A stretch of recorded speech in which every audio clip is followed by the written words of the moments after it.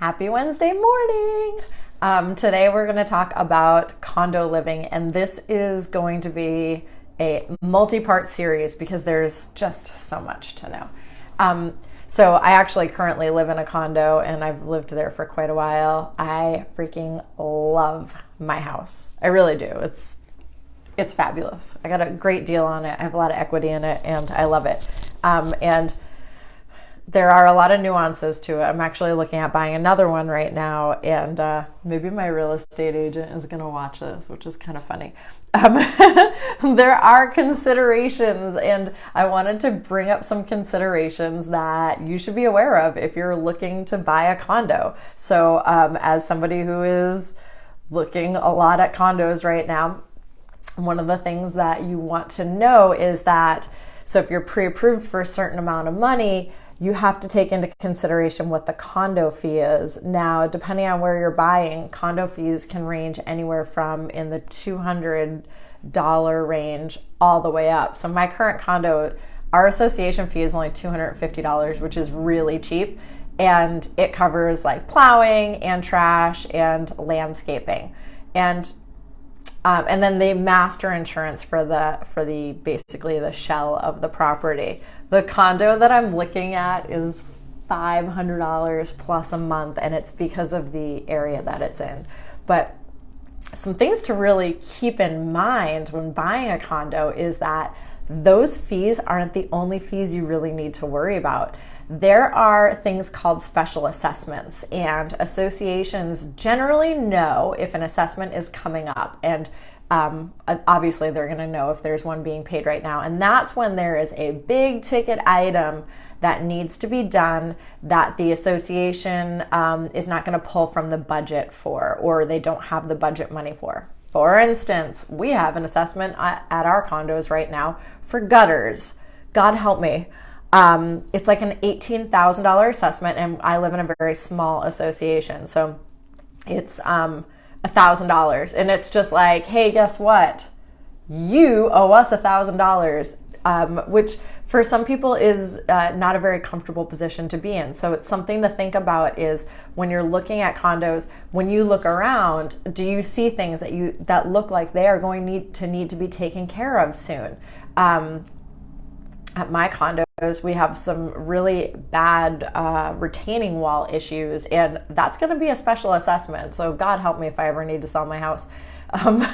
But so look for things like that and ask about special assessments. Your agent will ask about them, but ask about, like, are there things right now that are failing in the condos that may require a special assessment in the future? Because a lot of people, $1,000 special assessment in the middle of the winter is, could definitely affect their ability to, pay their regular bills.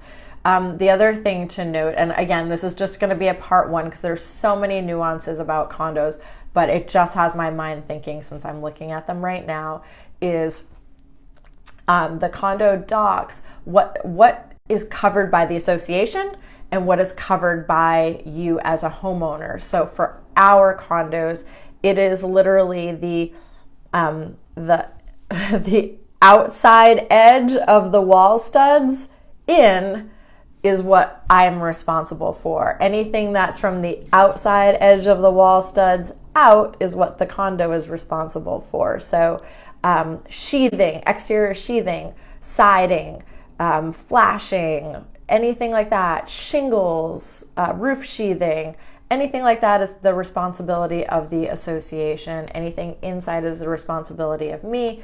And then you want to also know who's in charge of the windows and doors, things like this. Our association is just an anomaly anyway. We had a special assessment for new steps, and new steps are actually a common element. So that means that that's something that's common amongst the association, or maybe it's a limited common element. So it's something that's, basically exclusive use of my condo, but they all have to match and they all are maintained and whatnot by the association. But I had to pay for that. So that was a over $1,000 special assessment for that because we wanted granite steps. But so those are two kind of things important things to think about when you're looking. Your monthly fee is going to affect how much you can afford, and you want to be aware of any special assessments that are currently due or forecast in the next year or two. You yourself can look around and see in an association what might look like it needs to be addressed. And then look at the condo docs, get a hold of the condo docs and see who is in charge of what. This is really important stuff when you're actually living in a condo, because people buy condominiums because they are less expensive, because you're sharing the maintenance of the exterior with a group of people. You're sharing the cost of the insurance for the exterior with a group of people.